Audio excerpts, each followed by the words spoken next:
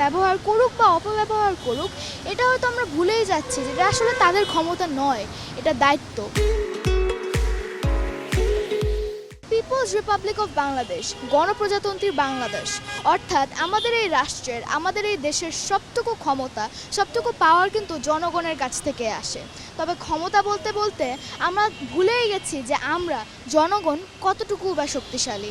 এখন দেখা যাচ্ছে যে বিভিন্ন মানুষ যারা ক্ষমতায় আসছেন তারা এখন মহারাজা রাজার মতো ব্যবহার করছেন, কারণ তাদেরকে সেই পাওয়ারটা দেওয়া হচ্ছে।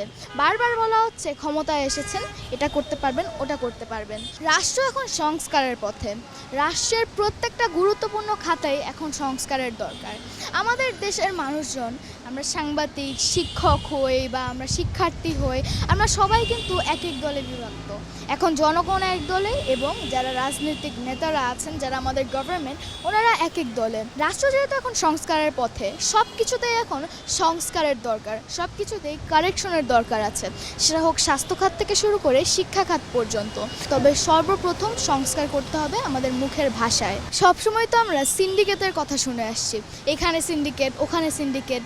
ক্ষমতার বদল হচ্ছে, অর্থাৎ সরকার বদল হচ্ছে, তবে সিন্ডিকেটে কি কোনো পরিবর্তন আসছে? না। পরিবহন খাত থেকে শুরু করে এমনকি বাজারে যে নিত্য প্রয়োজনীয় জিনিসের দাম যারা নির্ধারণ করছে সিন্ডিকেট, এবং পরিবহন খাতে চাঁদাবাজি থেকে শুরু করে সব কিছুর দোষই কিন্তু চাপিয়ে দেওয়া হয় সিন্ডিকেটের উপরে। তবে এতে কি কোনো পরিবর্তন আসছে? না। এসব ক্ষেত্রে পরিবর্তন আনতে প্রথমে সংস্কার শুরু করতে হবে নিজের থেকে। আমাদের নিজেদের মেন্টালিটিতে, নিজেদের পার্সোনালিটিতে, নিজেদের চিন্তাভাবনার ধারায় পরিবর্তন আনতে হবে। আমাদের ক্রিটিসিজম মেনে নিতে হবে, আত্মশুদ্ধির চেষ্টা করতে হবে, সেলফ কারেকশনের চেষ্টা করতে হবে।